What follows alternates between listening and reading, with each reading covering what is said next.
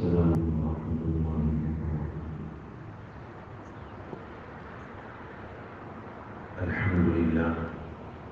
الحمد لله وكفى وسلام على عباده الذين اصطفى. أما بعد، أعوذ بالله السميع العليم من الشيطان الرجيم. بسم الله الرحمن الرحيم. الرجال قوامون على النساء بما فضل الله بعضهم على بعض وبما أنفقوا من أموالهم. صدق الله العظيم.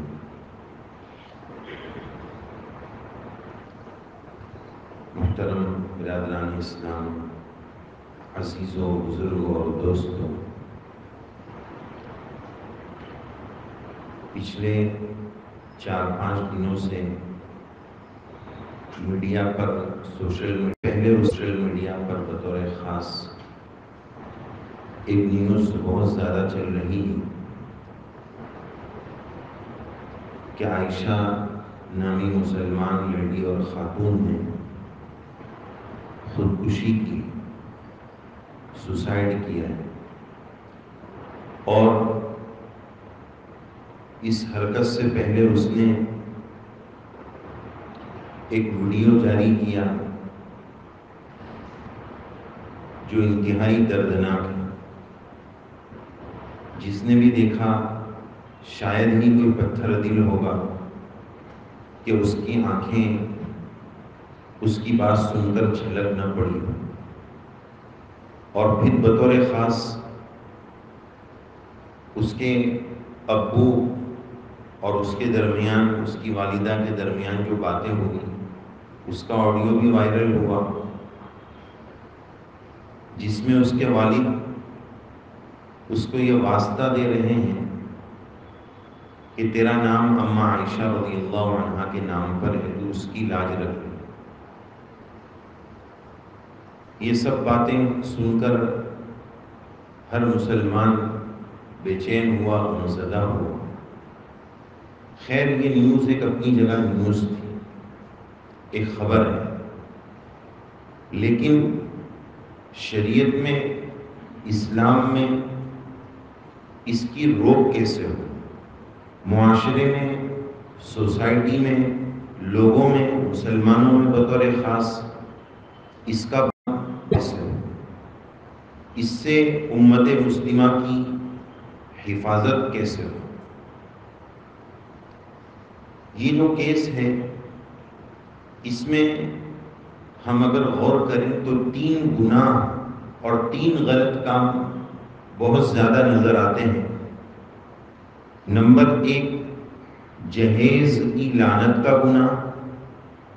نمبر 2، اس نیوز میں یہ بات بھی آئی کہ اس کا شوہر عارف خان دوسری عورتوں سے ناجائز تعلق رکھتا تھا اور اس کی بیوی کے سامنے ان سے بات کر کے اس کو مینٹلی ٹارچر کرتا تھا، ذہنی اذیت پہنچاتا تھا.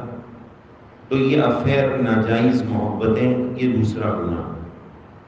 اور اس میں تیسرا بہت بڑا اور سب سے بڑا گناہ جو خود عائشہ نے کیا، وہ ہے سوسائڈ، خودکشی اور آتم ہتیا کا گناہ. افیئر اور ناجائز محبتوں پر ہم اکثر سنتے رہتے ہیں. آج کی اس مبارک مجلس میں ہم پہلے گناہ جہیز کے بارے میں کچھ باتیں کریں گے. یہ اس وقت ہمارے معاشرے کا ناسور اور ایک بہت بڑی مصیبت بنتا جا رہا ہے، جس کو لیبل بہت اچھا دیا جاتا ہے اور باضابطہ ڈیمانڈ ہوتی ہے، مانگا جاتا ہے، اور فقیرانہ انداز میں لسٹ بنا کر مانگا جاتا ہے. لسٹ، شاعر نے کہا ہے، عجب ماجرا ہے حضرات دیکھیے، عجب ماجرا ہے حضرات دیکھیے، داماد مانگتا ہے خیرات دیکھیے. ایک تو وہ فقیر ہوتا ہے جو بولتا ہے اللہ کے نام پہ کچھ دے دو، ٹھیک ہے، لیکن یہ تو انٹرنیشنل لیول کا فقیر ہے، پوش فقیر ہے، جو لسٹ بنا کر مانگتا ہے. اسلام میں اس کی کوئی جگہ نہیں. اور ایک مرتبہ ایسا ہوا کہ شادی سے پہلے اسلام جو یہ کہتا ہے، شریعت یہ جو کہتی ہے کہ لڑکا لڑکی ایک دوسرے کو ایک نظر دیکھ لیں، بس اتنا ہی، اس سے آگے کچھ نہیں. اب اس میں غلط فائدہ اٹھا کر ہمارے نوجوان بہت آگے چلے جاتے ہیں. ایک نظر دیکھ لیں، ایک بات کر لیں، بس ٹھیک ہے. لیکن اب جب تک نکاح نہیں ہو جائے تب تک بات کرنے کی اجازت نہیں، اس میں آگے کراس کرنے کی ضرورت نہیں. بلکہ ابھی تو عجیب بات چل رہی ہے کہ ہم شادی سے پہلے ایک دوسرے کو سمجھنا چاہتے ہیں، تو کچھ تو یہاں تک پہنچے کہ ہم ایک ہفتے تک بات کریں، اور کچھ تو یہ کہتے ہیں کہ نہیں، کچھ وقت ساتھ میں رہ کر بھی دیکھیں گے. اور نوبت بعض ملکوں میں یہاں تک پہنچ گئی ہے اس حرکت میں کہ ابھی نکاح نہیں ہوا ہے، اس سے پہلے بچہ ہو گیا. کرتے ہیں کہ بچہ ہو جانے کے بعد ہم دونوں کا بیہیویئر ایک دوسرے کے ساتھ برتاؤ کیسا رہے گا وہ بھی ایڈوانس چیکنگ ہو جاتا، یہاں تک نوبت پہنچ گئی. تو شریعت نے اس میں جو لمیٹڈ اجازت دی ہے بس وہ اپنی جگہ پر. تو بہرحال جہیز کے تعلق سے بات چل رہی تھی اور اس پر یہ بات سنائی جا رہی تھی کہ وہ دونوں مل رہے تھے اور بات چیت چل رہی تھی. تو لڑکے نے اس اپنی منگیتر سے یہ کہا کہ تیرے ابا میرے کو یہ چیزیں دیں گے. وہ سب بتانے کے بعد آخر میں بولتا ہے گاڑی دیں گے BMW. تو وہ خاتون بھی بڑی مضبوط تھی، اس نے بڑا اچھا اور شاندار جاندار جواب دیا کہ BMW نہیں، گاڑی نہیں، میرے ابا ایروپلین دیں گے، لیکن شرط یہ ہے کہ تیرے ابا ایئرپورٹ بنا دے. تیرے ابا میں ایئرپورٹ بنانے کی طاقت ہو تو میرے ابا ایروپلین اور ہیلی کاپٹر دے دیں. اس سے اندازہ ہوا کہ ہماری اور لوگوں کی ڈیمانڈیں کیسی ہوتی. خود کچھ نہیں، پھوس پھوسے اور سوچ شیخ چلی کے خواب بہت بڑے بڑے. اور اس لعنت نے وہ غریب باپ جس کے گھر میں 5-5 7-7 بیٹیاں ہیں، اس غریب باپ کی راتوں کی نیندیں حرام ہیں. اے مالداروں، تم تو اپنی بچیوں کو ہے اور اس کا شو اور اس کی نمائش بھی کر لو، لیکن ذرا کبھی ہم نے سوچا کہ اس غریب باپ کا کیا ہوگا جس کی 7 بیٹیاں، جس کی 5 بیٹیاں، اس کا کیا ہوگا. اور عجیب المیہ یہ ہے، عجیب رجحان یہ بنتے جا رہا ہے کہ وہ ٹوٹلی سامان ایک ہال میں، ایک روم میں، بعض جگہ رستے پہ سجا کے لگا دی کہ دیکھو سب یہ دیکھو، خیرات کا مال رکھا ہوا ہے ہول سیل میں، یہاں دیکھ لو. ذرا تو شعور ہونا چاہیے. نظر برحق ہے، کوئی غریب آئے گا وہ دیکھے گا تمہارے داماد اور تمہاری بیٹی کا نقصان ہوگا، اس کو نظر، اس مال پر نظر لگے گی، ان سامان پر نظر لگے گی. ذرا سوچنے والی بات. اپنی اس طرح کی چیزیں کوئی شو کرنے والی تھوڑی، مقصد ہی دکھانا ہے. اگر بیٹی کو کچھ دینا ہی ہے تو بھائی یہ شکل بھی تو ہو سکتی ہے نا کہ تھوڑا زیور اور سونا چھپا کے دے دے، چاہے وہ اپنے شوہر کو بھی نہ بتائے، یہ بھی تو ہو سکتا ہے. لیکن نہیں، سب کو دکھنا چاہیے، شو بازی مارنا. اس لعنت اور اس مصیبت کو معاشرے سے ختم کرنے کی ضرورت. اور یہ جو بات مشہور ہے نا کہ جناب محمد الرسول اللہ صلی اللہ علیہ وسلم نے اپنی لخت جگر، اپنی نور نظر حضرت فاطمہ رضی اللہ عنہا کو بھی دیا ہے.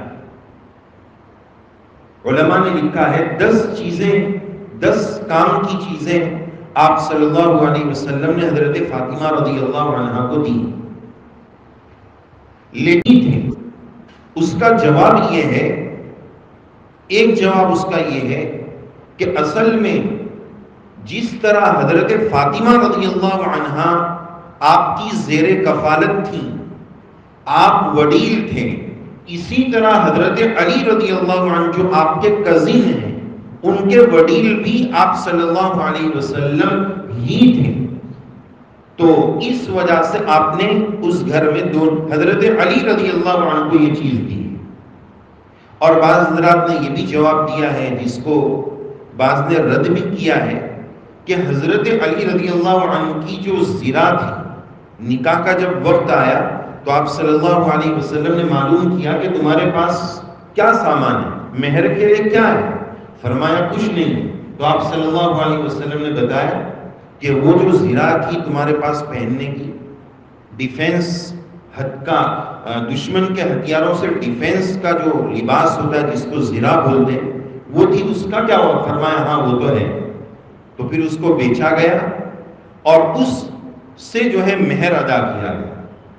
تو بعض نے کہا کہ اسی پیسے میں سے یہ سب سامان بھی خریدا گیا، اور بعض نے کہا کہ نہیں، یہ پاسبل نہیں ہے، اتنی سی رقم میں مہر اور یہ سب چیزیں آ جائے یہ تھوڑا مشکل ہے. بعض نے یہ جواب دیا. لیکن بہرحال اس وقت معاشرہ جس تباہی کے دہانے پر پہنچ رہا ہے، ابھی تو یہی کہنا پڑے گا کہ اس مصیبت سے امت کو بچانا بہت ضروری. حالات سخت سے سخت ہوتے جا رہے ہیں. لیبل بہت اچھا ہے کہ ہم اپنی بیٹی کو خوشی سے دے رہے ہیں. خوشی کا صرف لیبل ہے، خوشی خوشی بول کر اندر سے دونوں طرف سے سختی ہوتی ہے. نام صرف خوشی کا ہے، کوئی خوشی نہیں. بس ویوہار رکھنا پڑے گا. کیا منہ دکھائیں گے، معاشرہ کیا بولے گا، لوگ کیا بولیں گے، بس یہ ایک مصیبت بنا رکھی. ایک شاعر گزرے ہیں جن کا نام ہے فانی بدایوں. بعضوں نے کہا کہ یہ ان کا واقعہ ہے کہ بیچارے غریب آدمی تھے، یہ اپنی بیٹی کا رشتہ ڈھونڈ رہے تھے. جہیز کا ڈیمانڈ ہر جگہ عام تھا، غریب آدمی تھے، کہیں سے رشتہ جلدی ملتا نہیں تھا، رد ہو جاتا تھا غریب دیکھ کر. تو ایک جگہ رشتہ ملا، وہاں بھی جہیز کی بڑی ڈیمانڈ، یہ چاہیے وہ چاہیے. باپ نے محنت کر کے جمع پونجی خرچ کر کے تمام ڈیمانڈ کو پورا کر دیا. اور جب بیٹی کی رخصتی ہو رہی تھی تو اس کو ایک ہدایت یہ دی، ایک پیغام یہ دیا کہ دیکھ بیٹا، سسرال میں اللہ تعالیٰ تیرے کو ہمیشہ خوش رکھے، سدا تو سکھی رہے، لیکن ایک بات یاد رکھنا، اللہ نہ کرے سسرال میں کبھی کوئی پرابلم آ جائے اور تیرے دماغ میں یہ بات آوے کہ میں ابا کے گھر پہ واپس چلی جاتی ہوں، تو یہ بات دماغ میں مت لانا. اور وجہ اس کی یہ ہے کہ تیرے سسرال والوں کی طرف سے جہیز کی اتنی ہائی ڈیمانڈ تھی، مانگ اتنی بڑی تھی کہ تیرے ابو کو اپنا ذاتی گھر بیچ کر تجھے جہیز دینا پڑا ہے. اب ہوس گھر ہی نہیں ہے تو کہاں ہے؟ اس طرح اس کو رخصت کیا. مال کی لالچ جو کیس میں ہم نے سنا بڑھتی گئی، ابھی اور یہ دو، ابھی اور اتنا دو، اور اتنا دو،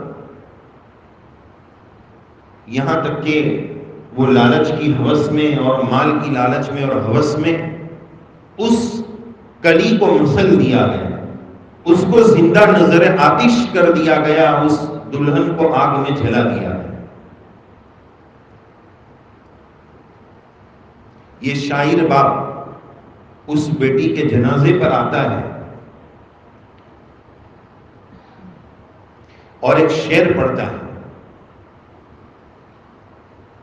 اب آیا یاد اے یاران جہاں اس نامرادی میں، اب آیا یاد اے یاران جان اس نامرادی میں، کفن دینا تجھے بھول گئے تھے سامان شادی میں، کفن دینا تجھے بھول گئے تھے سامان شادی میں. میری لخت جگر، میری نور نظر، ہم تجھے سب کچھ دے دیا، جو دے سکتے تھے وہ سب کچھ دیا، بس کفن کا کپڑا دینا باقی رہ گیا. اس درد کے ساتھ اس نے وہ شعر پڑھا. یہ ہے ہمارے معاشرے کی سچائی. دکھتا کچھ اور ہے، حقائق کچھ اور ہے. تو آج کی اس مبارک مجلس میں بتانا یہ ہے کہ اس چیز پر لگام اور روک کیسے لگائی جائے۔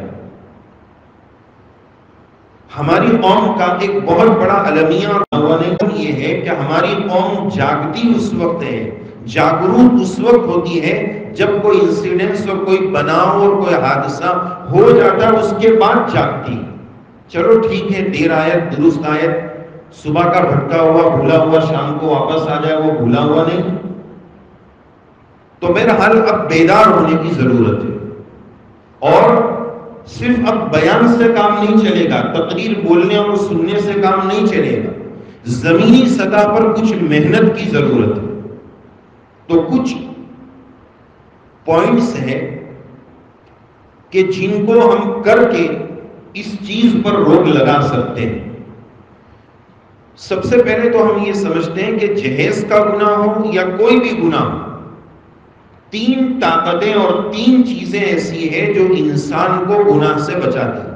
کوئی بھی گناہ، پہلے ہم اس کو سمجھ لیتے ہیں۔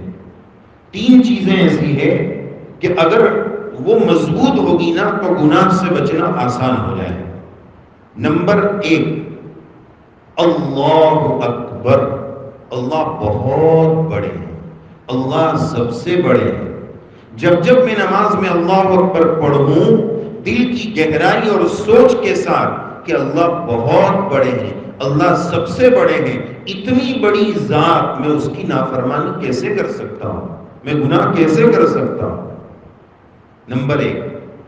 نمبر دو، اللہ دیکھ رہے ہیں، اللہ سب کو ایک ساتھ سب جگہ دیکھ رہے ہیں۔ علم یعلم بأن، یہ اللہ دیکھ رہے ہیں، اللہ مجھے دیکھ رہے ہیں، اللہ بہت بڑے ہیں، اللہ دیکھ رہے ہیں۔ دو۔ نمبر تین، مجھے مرنا ہے، مر کر قبر میں جانا ہے، حساب و کتاب ہونا ہے، اللہ کے سوالات کا مجھے جواب دہ ہونا ہے۔ یہ آخرت کا فکر، اللہ کے سامنے کھڑے ہو کر جواب دینے کا احساس، یہ مجھے گناہ سے بچا سکتا ہے۔ یہ تین چیزیں ہیں جو جنرلی طور پر گناہ سے بچاؤ کا سبب ہے۔ اب ہم آتے ہیں جہیز کے گناہ پر کہ اس سے معاشرہ کیسے بچے گا۔ نمبر ایک، پہلی تجویز اور پہلی ہدایت ہماری طرف سے یہ ہے کہ جن لڑکوں کے نکاح ہو رہے ہیں وہ اور اس سے زیادہ ان کے پیرنٹس اور والدین، اکثر دیکھا گیا ہے کہ جہیز کی لالچ اس دلہے سے زیادہ اس کے ماں باپ کو ہوتی ہے، تو وہ دلہا اور اس کے والدین پکا ارادہ کر لے، عزم مصمم کر لے کہ کچھ بھی ہو جائے ہم فقیر نہیں، ہمیں نہیں چاہیے، ایک روپیہ بھی نہیں چاہیے، ہمیں نہیں چاہیے، اللہ نے بہت دیا ہے، ہمارے گھر میں 6 لوگ کھاتے تھے، 7ویں آئے گی وہ بھی کھائے، کوئی کمی نہیں۔ شوہر کو چاہیے، ہونے والے دلہے کو چاہیے کہ وہ ارادہ کرے کہ میری بیوی ہے، میں اپنے دستے بازو سے اس کو کھلاؤں گا، میں فقیر نہیں۔ اور لڑکی والے بھی یہ بات سن لیں کہ اگر کوئی جہیز کی ڈیمانڈ کرتا ہے تو وہ انٹرنیشنل فقیر ہے، فقیر کو پیسہ دو، لڑکی مت، وہ انٹرنیشنل فقیر ہے۔ فقیر کیا مانگتا ہے؟ فقیر کو کیا دینا چاہیے؟ پیسہ، تو پیسہ دے دو، لڑکی مت دو۔ تو پہلی تجویز لڑکا اور اس کے والدین یہ ارادہ کر لے کہ ہمیں کچھ نہیں چاہیے، صاف صاف بات کر لے، گول مول نہیں کہ دیکھ لینا، آپ سمجھ لینا، آپ تو آپ کی بیٹی ہے، یا بہت اچھا گول گول بہت لوگ بات کرتے ہیں، ایسی پڑھتی پڑھاتے ہیں، ایسی میٹھی میٹھی باتیں کرتے ہیں کہ کور کے اندر ڈال کر کچھ پارسل کر دیتے ہیں، دیکھ لینا، سمجھ لینا، آپ کی بیٹی ہے اور فلاں ہے، اشارے دیتے ہیں، مانگتے تو نہیں ہیں، اشارے دیتے ہیں، سب غلط۔ تو پہلا پیغام یہ ہے۔ دوسرا پیغام یہ ہے، یہ بات بھی یاد رکھیں کہ NCRB کی رپورٹ کے مطابق ہمارے ملک میں یرلی ایک سال میں 24,847 کیس ایسے آتے ہیں کہ جہیز کی وجہ سے لڑکی جل گئی، مر گئی، مار دی گئی۔ ایک سال کی یہ رپورٹ، تو اندازہ لگائیں کہ نوبت کہاں تک پہنچ گئی، اس پر روک لگانے کی کتنی ضرورت ہے۔ تو یہ ایک بات ہے۔ دوسرا کہ اگر لڑکی شادی ہو کر چلی گئی اور وہاں وہ کمفرٹیبل نہیں ہے، ظلم کا شکار ہے، تو غیروں کی طرح یہ تصور عام نہ ہو جائے کہ بس اب گئی تو وہیں سے اس کی لاش اور وہیں سے اس کا جنازہ اٹھے۔ اگر کوئی اسلام کے نظام طلاق کو بہت کوسا گیا، بہت برا بھلا کہا گیا، بلکہ اسلام خود یہ کہتا ہے، حدیث پاک سے یہ بات ثابت ہے کہ اسلام میں جتنی جائز چیزیں ہیں اس میں اللہ تعالیٰ کو سب سے زیادہ ناپسند اگر کوئی چیز ہے تو وہ طلاق ہے۔ جائز ہے لیکن بہت ناپسند ہے۔ دو گھر نہیں، دو لوگ نہیں، دو خاندان ٹوٹ جاتے ہیں، اللہ کو بہت ناپسند۔ تو بھائی جب ناپسند ہے تو حلال کیوں ہے؟ یہ اس لیے ہے، ایسے حالات کے وقت ہیں، یہ ایمرجنسی ایگزٹ ہے کہ آگ لگے گی تو اس ایمرجنسی ایگزٹ سے بھاگو، نکل جاؤ۔ یہ انہی حالات کے لیے اس وقت سمجھنے کی ضرورت ہے کہ اسلام کا نظام طلاق کیوں ہے، اسلام کی جامعیت کو سمجھنے کی ضرورت ہے۔ اور عورت کو بھی اسلام نے خلا کا پاور دیا ہے، وہ خلا لے سکتی ہے، دارالقضاء میں جا کر چھوٹی ہونے اور شوہر سے علیحدہ ہونے کی بات کر سکتی ہے۔ یہ نظام طلاق اور نظام خلا ایسی حالت میں وہ ظالم کے ساتھ مت رہو۔ کیوں ظالم کا ظلم؟ وہ بہنیں برداشت کر رہی ہیں۔ اسلام یہ نہیں کہتا کہ بس ظلم برداشت کرو، اسلام نے ایسے حالات میں ایمرجنسی ایگزٹ رکھا ہے، وہاں سے نکلو، طلاق اور خلا کا آپشن۔ تو یہ دوسرا پیغام۔ نمبر 3 جو بہت اہم ہے کہ اسلام میں تو یہ جہیز کا کوئی تصور اور کانسیپٹ ہے ہی نہیں، یہ آیا ہے غیروں سے، اور ان کے یہاں کانسیپٹ یہ ہے، میراث یہ ہے کہ لڑکی کو دہیج دے دو، میراث میں ابا کے جانے کے بعد کچھ نہیں ملے گا، جو کچھ ملے گا جہیز ملے گا۔ اسلام اس کے الٹا الگ بات کہتا ہے کہ جہیز نہیں، میراث ملے گی۔ تو ہم نظام میراث کو مضبوط بنائیں کہ لڑکیوں کو ان کا حق ادا کریں، میراث دیں، اور طے کر دیں کہ بھائی جہیز نہیں ملے گا، جب میراث کا وقت آئے گا تب ملے گا۔ ورنہ سوچ یہ بنائی جاتی کہ بس رخصتی کے وقت جتنا حصہ ہے وہ لے اور نکل، آج کے بعد تیرا اس گھر سے کوئی تعلق نہیں۔ یہ اسلامی نظام نہیں۔ اس بچی کو ہم نے کسی جگہ دیا ہے تو ماں باپ کی بھی ذمہ داری ہے کہ اس کے احوال کا جائزہ لیا جائے کہ وہ کیسی ہے، چھوڑنا نہیں ہے کہ بس جا تو جان تیرا کام جان۔ بہت زیادہ جاسوسی کی بھی ضرورت نہیں، لیکن نظر رکھنے کی ضرورت ہے کہ وہ خوش ہے نہیں ہے، کن حالات میں ہے، وہ حالات قابل برداشت ہے یا ناقابل برداشت، اس کو پہلے سے پڑھنے، جانچنے اور بھاپنے کی ضرورت ہے۔ تو تیسری بات، میراث کے نظام کو مضبوط کرو، بہنوں کے، لڑکیوں کے میراث کے نظام کو مضبوط کرو تو ادھر جہیز پر کنٹرول آئے گا۔ یہ 3 پیغام ہو۔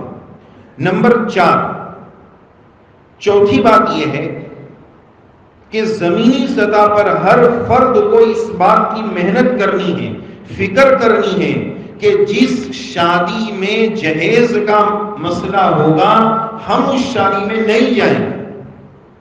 یہاں تو لوگ لسٹ بنا کے رکھتے ہیں، تو یہ سیٹرڈے کو ادھر لسٹ بنی ہوئی اور مینیو بھی پتا ہے کہ وہاں یہ بننے والا ہے، وہاں یہ بننے والا ہے۔ ارے بھائی ضرورت ہے اس بات کی کہ اس کا سوشل بائیکاٹ کیا جائے، ہم نہیں آئیں گے۔ عزت جب خطرے میں پڑے گی نا، سیلف ریسپیکٹ جب متاثر ہوگا نا، تب عقل ٹھکانے لگے گی، تب ان کو سمجھ میں آئے گا۔ تو سوشل بائیکاٹ کیا جائے، ٹوٹلی اس نکاح میں ہم نہیں جائیں، نہیں اس کو برا لگ جائے گا اور ایسا ہو جائے گا۔ یہ سب میرے جی کے چونچلے ہیں، اصل تو وہ ہے جو لیگ پیس وہاں ہے وہ مجھے مار رہا ہے کہ آجا جلدی ادھر، وہ لیگ پیس بلا رہا ہے، باقی برا لگ جائے گا، یہ سب بیکار کی بات ہے۔ تو اس شادی کو ہم اٹینڈ نہیں کریں گے۔ اسی کے ساتھ ساتھ نمبر 5، جہیز مخالف مہم چلائیں گے.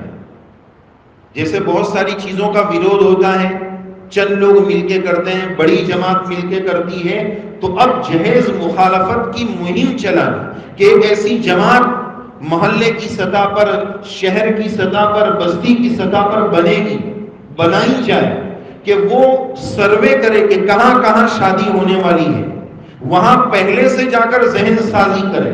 شادی کا دن آ گیا، اب سب رکھا، اب تو وہ ہٹائیں گے نہیں، تو پہلے سے جا کر کہ فلاں تاریخ کو فلاں گھر میں شادی آ رہی ہے، پہلے سے وہاں جا کر تشکیل اور ترغیب سمجھانے کا کام.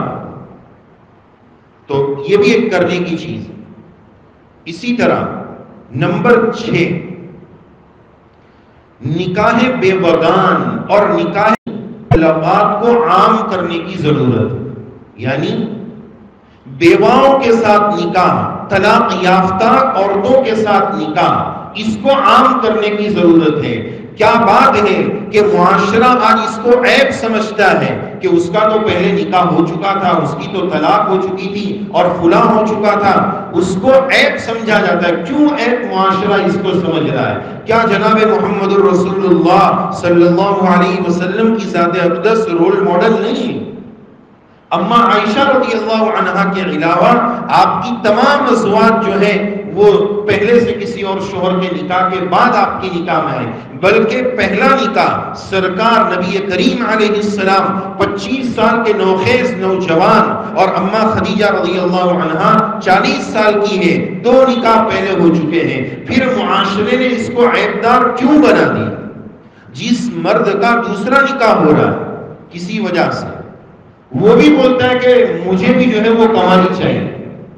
اس کو عیب کیوں بنا لیا گیا؟ کہاں سے یہ چیز عیب کی بن گئی؟ اسلام میں یہ چیز عیب کی نہیں. تو ضرورت ہے اس بات کی کہ نکاح بیوگان، نکاح مطلقات، اس کو عام کرنے کی ضرورت ہے. یہ کوئی عیب کی چیز نہیں ہے، یہ صرف معاشرے نے اس کو عیبدار بنا دیا. اور بہت معذرت کے ساتھ یہاں ہم نے 8 چیز لکھی ہے، لیکن ایک نوی چیز بڑھا رہا ہوں جو اسپیشلی یہاں بولنے کی ہمت کر رہا ہوں، جو دوسری جگہ نہیں بولتا. اور وہ ہے جواب بول، اور وہ ہے سرکار کی وہ سنت، نبی کریم صلی اللہ علیہ وسلم کی سنت، مثنی و ثلاث و رباع، دوسری، تیسری اور چوتھی. اب یہ ٹاپک بڑا نازک ہے، ماں بہنوں تک جب آواز جاتی ہے تو بڑے مسائل ہوتے ہیں. اسلام نے اجازت دی ہے، اور اس کو بری نظر سے دیکھنا یہ بڑا خطرناک معاملہ ہے. یعنی اس کا مطلب یہ ہے کہ رسول اللہ صلی اللہ علیہ وسلم کے عمل کو میں برا سمجھ رہا ہوں، ایمان کا خطرہ ہو سکتا. سرکار نے کیا ہے. آج معاشرہ عجیب سا ہو چکا ہے کہ لوگ جس کو برا کہیں اور سمجھیں وہ برا، شریعت چاہے جو کہتی ہے. لوگ جس کو اچھا سمجھے وہ اچھا، چاہے شریعت جو بھی کہتی ہے. آپ میرا ساتھ دیں اور گواہی دیں کہ ایک شخص جا رہا ہے جس کے بارے میں سب کو معلوم ہے کہ اس کے غلط تعلقات عورتوں سے ہیں، زنا کے گناہ میں ملوث، وہ گزر جائے گا، اس کی طرف انگلی نہیں اٹھے. ایک دوسری شادی والے کوئی مل گئے، انگلی اٹھے. یعنی معاشرے نے اس کو برا بنا لیا تو یہ برا بن گیا. وہ زنا والا وہ آرام سے گھوم رہا ہے، اس کو کوئی برا بولنے والا نہیں، اس کی طرف کوئی نگاہ اٹھانے والا نہیں. اسلام نے اس کی اجازت دی، اس کو کیوں برا سمجھا جائے؟ ہاں، جب مرد حضرات اس ٹاپک کو سنتے تو بڑے لڈو پھوٹتے، بڑی خوشی. لیکن اس کے ساتھ ساتھ اسلام نے یہ بھی شرط لگائی ہے، فَإِنْ خِفْتُمْ أَلَّا تَعْدِلُوا فَوَاحِدًا، اگر انصاف نہیں کر سکتے ہو تو بس پھر ایک پر صبر کرو، پھر ایک ہی. اور کیسا انصاف پتہ ہے؟ اس پر یہ عاجز اکثر یہ واقعہ عرض کرتا ہے. حضرت اقدس تھانوی رحمۃ اللہ علیہ کے یہاں 2 بیگم تھے. تو حضرت کو کوئی بھی ہدیہ دیتا تھا تو 2 گھر کے 2 الگ الگ آتے تھے. تو ایک مرتبہ 2 تربوز ہدیے میں آئے، تو حضرت نے یہ کیا کہ دونوں کو آدھا آدھا کٹوا کر دونوں کا آدھا آدھا دونوں گھر میں بھجوا دیا۔ پوچھنے والوں نے پوچھا حضرت ایک ایک تربوز دے دیتے، یہ ایک ایک کا آدھا آدھا کروانے کی کیا حکمت ہے اس میں؟ فرمایا کہ اگر ایک ایک دے دیتا تو کوانٹٹی کے اعتبار سے انصاف ہو جاتا، کوالٹی کے اعتبار سے پاسبل ہے کہ نہیں ہوتا۔ ایک زیادہ میٹھا ہوتا، ایک کم میٹھا ہوتا، ایک زیادہ لال اندر سے نکلتا، ایک کم لال نکلتا۔ تو کوانٹٹی اور کوالٹی، کمیت اور کیفیت دونوں اعتبار سے انصاف ہو جائے، تو اس لیے میں نے اس طرح کا عمل کیا۔ اس درجے کے انصاف کا گٹس اور پاور اور طاقت ہو تو کرنا ہے، اور یہ کوئی بڑی بات نہیں، کرنے والے کر رہے ہیں۔ اللہ ان کے اس عمل کو قبول فرمائے اور ان کو ہمت دے۔ لیکن یہ کوئی صرف عیاشی والی بات نہیں ہے، یہ بہت بڑی ذمہ داری ہے، اس کو سنبھالنا، دونوں طرف کا بیلنس، یہ بہت بڑا مسئلہ ہے۔ لوگ تو اس کی طرف انگلی اٹھا رہے ہیں، لیکن گزرتا ہے وہ وہی جانتا ہے، اس پر ثواب ہے اسی لیے تو ہے۔ لیکن معذرت کے ساتھ اگر یہ آواز ماں و بہنوں تک جا رہی ہو، ایک عالم نے اس سلسلے میں بڑی اہم بات کہی، اگر یہ بات ماں و بہنوں کو سمجھ میں آ گئی تو شاید بڑا اطمینان ہوگا۔ لیکن ایک پیغام پہلا تو یہ ہے کہ اس عمل کو برائی سے مت دیکھو، ورنہ ایمان کا بہت بڑا خطرہ ہے۔ رسول اللہ صلی اللہ علیہ وسلم کے عمل کو ہم برا سمجھیں، سرکار نے جس عمل کو کیا ہم اس کو کیوں برا سمجھیں؟ ہمارے ایمان کا وہ حصہ ہے۔ وہ بات یہ تھی کہ اللہ نہ کرے، اللہ نہ کرے، اللہ نہ کرے، کسی خاتون اور لیڈی کی بہن کو کسی وجہ سے طلاق ہو گئی، ٹھیک ہے؟ اب اس شادی شدہ بہن کو، جس کی بہن کو طلاق ہوئی، اس کے پاس کوئی شادی شدہ مرد آئے اور وہ یہ کہے کہ مجھے دوسرا نکاح کرنا ہے، میری پہلی بیوی ہے، مجھے دوسرا نکاح کرنا ہے، آپ کی بہن کے ساتھ میں رشتہ لے کر آیا ہوں، تو وہ بہن اپنی بہن کے لیے یس کرے گی کہ نو کرے؟ بتائیے، ہاں کرے گی کہ نہیں کرے؟ بولیے، کرے گی نا؟ میری بہن کا مسئلہ حل ہو جائے گا، اس کو ایک سہارا مل جائے گا، وہ ہاں کر دے گی۔ لیکن پھر کیا وجہ ہے کہ کسی اور کی بہن طلاق یافتہ آتی ہے تو پھر وہ اپنے شوہر کا دامن گھسیٹنے لگ جائے؟ بس پھر کیا وجہ ہے؟ اپنی بہن ہو تو بہت اچھا کہ اس کو سہارا مل گیا، تو کیا دوسری عورتیں جو اس طرح کے حالات کا شکار ہے، شوہر کا انتقال ہو گیا، بیوہ ہو گئی، ضرورت مند تھی، سہارے کی ضرورت تھی، کون سا اس نے گناہ کبیرہ کر دیا؟ اس نے تو ایک ضرورت مند کو سہارا دیا۔ تو بہرحال مجھے بھی سلامتی کے ساتھ گھر جانا ہے، واپس پہنچنا ہے، اس لیے اس پر زیادہ بات نہ کرتے ہوئے جو دیگر باتیں اس کو کرنی ہے۔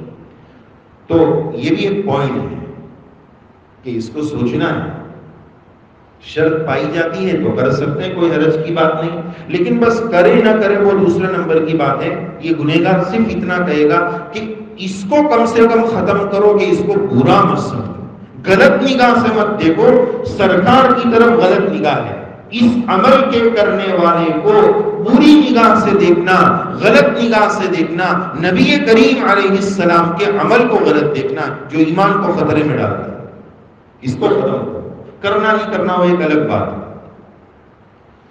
تو اگلی بات نمبر 8، 7 چیزیں ہو گئی، یہ ایک نمبر میں نے لکھا بھی نہیں تھا، اتنا ڈر تھا کیونکہ گھر میں لکھتے ہیں۔ اگلی بات جو بہت اہم ہے، جس میں 3 باتیں ہیں۔ نمبر 1، دارالقضاء کا نظام مضبوط ہو۔ ایک ہوتا ہے دارالافتاء اور ایک ہوتا ہے دارالقضاء۔ اب ہمیں وہی نہیں پتا کیا دارالافتاء اور کیا دارالقضاء۔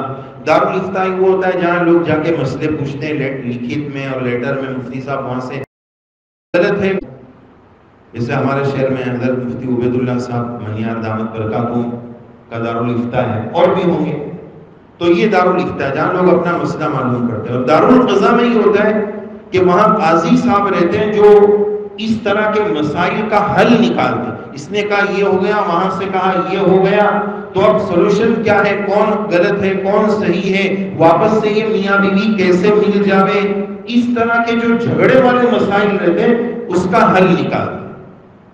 وہ دارالقضاء ہے, قاضی صاحب ڈیسیزن اور فیصلہ دیتے. تو ہمارے شہر میں, ہمارے محلے میں جگہ جگہ پر دارالقضاء کا نظام مضبوط کرنے کی ضرورت ہے. کچھ جگہ دارالقضاء, لیکن بس. اور دوسری بات اس کے اندر کہ اس دارالقضاء سے, تھوڑا دھیان سے سنیے یہ بات, دوسری بات کہ اس دارالقضاء سے عوام کا کنیکشن مضبوط ہو, ان کو پتا ہو کہ دارالقضاء ہوتا کیا ہے, یہاں جا کے کیا کرنا چاہیے. ابھی تو ہمیں پتا ہی نہیں تھا دارالقضاء کیا ہوتا ہے. تو نمبر 2, عوام کا کنیکشن دارالقضاء سے مضبوط ہو. سمجھ گئے؟ تیسری بات جو بہت اہم ہے کہ وومن ویلفیئر کیئر, یا جس کو کہا جائے مہیلا منڈل, جس کا نظام غیروں کے یہاں ملتا ہے. بعض مرتبہ ایسا ہوتا ہے کہ بعض عورتیں شوہروں سے ایسی تنگ ہوتی ہیں, ایسی اذیتیں اور تکلیفیں اور ایسے ٹارچر ہوتے ہیں کہ وہ مفتی صاحب کو اور مولانا صاحب کو جا کر نہ کر دے سکتی ہے. وہ مسائل وہ کسی عورت ہی کو بتا سکتی ہے. تو جیسے غیروں کے یہاں اس طرح کا مہیلا منڈل ہوتا ہے, ہمیں ایسی چند عورتیں جو باصلاحیت ہو, دیندار ہو اور دنیا کا نالج بھی رکھتی ہو, قانون بھی جانتی ہو, ایسی جماعت عورتوں کی ہو کہ اس طرح کی مظلومہ عورتیں, اس طرح کی ظلم والی عورتیں ان مہیلا منڈل کے پاس جاوے, اپنا پرابلم بتائے کہ اس طرح ہم حالات کے پریشان ہیں. تو اب ڈیسیزن ان کو نہیں لینا ہے, ورنہ مسئلہ الٹا ہو جائے گا. اب یہ کیس آیا ہے ہائی کورٹ میں, اب وہ جائے گا دارالقضاء کے سپریم کورٹ میں کہ یہ 2 لوگوں کا, ایک عورت کا مسئلہ آیا ہے, اس کا شوہر اس کے ساتھ یہ کر رہا ہے, یہ ہو رہا ہے, وہ ہو رہا ہے. اب سپریم کورٹ میں ڈال دیں, فیصلہ اگر ادھر سے ہونے لگے گا تو گڑبڑ ہو جائے گا. اسی لیے شریعت نے طلاق کی لگام مرد کو نہیں دی ہے, عورت کو نہیں دی ہے, مرد کو دی. بعض لوگوں نے لکھا ہے کہ بعض اتنی کمزور دل ہوگی یا کمزور طبیعت ہوگی کہ پھر روزانہ شوہر کو 3 گولیاں کھاتی رہنے پڑے, اس لیے وہ لگام ادھر دی. تو فطرت, نظام فطرت کو بھی سمجھنا پڑے گا. تو اس گنہگار کے نزدیک یہ نظام جہیز کو کنٹرول میں لانے اور عورتوں پر ہونے والے, بطور خاص عورتوں پر ہونے والے اتیاچار اور ظلم کو پر اگر روک لگانی ہے تو اس کے لیے اس سسٹم کو ہمارے شہر میں اپنے الگ الگ جگہ پر اس کو مضبوط کرنے کی بہت زیادہ ضرورت ہے. اسی طرح آخری اس سلسلے کی آخری بات, ضرورت ہے اس بات کی کہ ہم اپنے بچوں کا دینی مزاج بنائیں. دوسرے ٹاپک کا وہ ختم ہو گیا, مجھے سوسائڈ اور خودکشی پر بھی بات کرنی تھی. انشاءاللہ اگلی مجلس میں اس پر تفصیل سے بات کریں گے, آج اسی پر تفصیل سے بات کر لیتے ہیں. تو آخری اور نواں پوائنٹ کہ ان گناہوں سے بچانے کے لیے اپنے بچوں کا دینی مزاج بنانا بہت ضروری ہے. آج کیا ہو رہا, ٹی وی دیکھ رہے ہیں, پکچر پہ پکچر دیکھ رہے ہیں, تو ہماری نوجوان نسلیں یہ سمجھتی ہے کہ یہ ہیروز, یہ ہیروئن, یہ ہمارے رول ماڈل ہیں. آپ کو پتا ہے نا, ابھی چند مہینوں پہلے ایک ہیرو نے سوسائڈ کیا تھا. تو ہمارے نوجوان سوچتے ہیں کہ اس کے پاس بھرپور جوانی تھی, اس کے پاس نام شہرت بہت کچھ تھا, اس کے پاس منی پاور بھی بہت تھا. یہ سب کچھ ہونے کے بعد جب وہ لٹک سکتا ہے تو میں تو بہت حالات میں ہوں, چلو میں بھی لٹک جاتا ہوں. وہ رول ماڈل نہیں ہے. نبی کریم صلی اللہ علیہ وسلم, صحابہ رضی اللہ عنہم, یہ ہمارے رول ماڈل. دینی مزاج بچوں کا ہم نہیں بنائیں گے تو یہی حالات, ناجائز محبتوں میں ہمارے بچے پڑ جائیں, غلط راستوں کی طرف ہمارے بچے چلے جائیں, تو پھر یہی مسئلہ ہو. ایک اسکول میں, ایک مدرسے میں استاد جی نے بچوں سے پوچھا, ماذا تحب ان تکون, بچوں آپ فیوچر میں کیا بننا چاہتے ہو؟ دو میں سے تو کوئی بچہ بولا ڈاکٹر، کوئی بولا انجینئر، کوئی کیا بولا، کوئی کیا بولا. یہ بچے یہاں بیٹھے ایک سے پوچھتے بیٹا تم کیا بننا چاہتے؟ بولو آگے بڑے ہو کے کیا بنیں گے؟ بولو نا بچے، کوئی بھی ایک بولو، چلو ایک ہی بولنا، زیادہ نہیں. جو سب سے پہلے بول دیا وہ بولو. تم دو میں سے کوئی بولے؟ بولو. حافظ بنے، ماشاء اللہ، اللہ قبول فرمائے اس کو، بنائے عالم بنائے، دین کا خادم بنائے، بہت اچھا بچہ ہے ماشاء اللہ. تو بہرحال سب بچوں نے الگ. بچے تم کیا بنے گے؟ بولو. عالم، ماشاء اللہ، اللہ قبول کرے. تو استاد جی نے سب کو پوچھا، سب بچوں نے الگ الگ جواب دیا. ایک بچے نے بولا استاد جی میں صحابی بنوں. کیا بولا؟ میں صحابی بنوں. تو استاد جی حیران کہ یہ اس نے سب سے الگ جواب دیا. بولے بیٹا تو ادھر آ. تم کو پتا ہے صحابی کس کو بولتے ہیں؟ صحابی اس کو بولتے ہیں جس نے رسول اللہ صلی اللہ علیہ وسلم کو لائف میں دیکھا ہو، آپ سے ملاقات کی ہو. دیکھا نہیں، ملاقات کی. عبداللہ ابن مکتوم رضی اللہ عنہ صحابی ہے، نابینا تھے، ملاقات کی، وہ صحابی ہوتا ہے. تو بیٹا سرکار تو پردہ فرما گئے، رسول اللہ صلی اللہ علیہ وسلم تو دنیا سے تشریف لے گئے، پردہ فرما گئے، اب تو ملاقات نہیں ہو سکتی ہے، اس کو صحابی بولتے ہیں. بچہ بولا اچھا استاد جی. پھر استاد جی نے پوچھا کہ بیٹا تم نے یہ بولا کیسے کہ مجھے صحابی بننا، کہاں سے بولا؟ اب اس بچے کا جواب سنو جو ہمارے لیے عبرت کا اور سبق کا مقام ہے. وہ رات کو تعلیم ہوتی ہے اور تعلیم میں حکایات صحابہ میں صحابہ کے واقعات بتائے جاتے ہیں کہ وہ صحابی نے یہ اچھا کام کیا، انہوں نے یہ بڑا کام کیا. تو مجھے لگا کہ اس دنیا میں سب سے اچھی جماعت صحابی کی ہے جو اتنے اچھے اچھے کام کرتی ہے، تو میں بھی وہی بنوں گا. اس کو پتا نہیں کہ صحابی کا ڈیفینیشن کیا ہے، لیکن گھر کا نظام، گھر کی تعلیم، گھر کا ماحول اس بچے کو یہ بننے پر مجبور کرتا ہے کہ میں صحابی بنوں گا. اور آج کا بچہ بولتا ہے میں شاہ رخ بنوں گا، میں سلمان بنوں گا، اور میں فلاں بنوں گا، اور میں ڈھکاں بنوں گا. اللہ رحم کرے ہماری نوجوان نسلوں پر اور ہمارے بچوں پر، اور ہمارے گھر کو دینی مزاج اور دینی ماحول والا بنائے. گھر میں تعلیم کو عام کرنے کی ضرورت ہے. ہمارا یہ جو مسائل ہے نا، اس کا سب سے بڑا مسئلہ یہ ہے کہ پورا ٹوٹلی سسٹم اور نظام ہی بگڑ گیا ہے. پورا ٹوٹلی سسٹم بگڑا ہے. ایک تو جگہ ہلانے سے یہ سدھرے گا نہیں، پورے سسٹم کو جب تک ہم بدلیں گے نہیں، حالات نہیں بدل سکتے. یہ گناہ سے چھٹکارا نہیں ہو سکتا ہے. اللہ تعالیٰ سے دعا ہے اللہ تعالیٰ کہنے والے گنہگار کو بھی توفیق عمل سے نوازے، ہم سب کو توفیق عمل سے نوازے. جہیز کی لعنت سے اللہ تعالیٰ ہمارے معاشرے کی حفاظت فرمائے. یہ بہت اہم پیغام آپ کی خدمت میں دیے گئے ہیں. اگر ان تجاویز پر، ان ہدایات پر، ان پوائنٹس پر اگر عمل ہو جائے تو انشاءاللہ اس معاشرے سے جہیز کی لعنت ختم کی جا سکتی ہے. اللہ تعالیٰ سے دعا ہے اللہ تعالیٰ صالح معاشرہ نصیب فرمائے، ہم سب کو توفیق عمل سے نوازے. اللہ تبارک و تعالیٰ آنے والے مبارک ایام یا رب العالمین. ویڈیو کے نیچے سبسکرائب بٹن پر کلک کریں، بیل آئیکن بھی کلک کیجیے تاکہ ہر نئی ویڈیو کی نوٹیفیکیشن آپ کو مل جائے.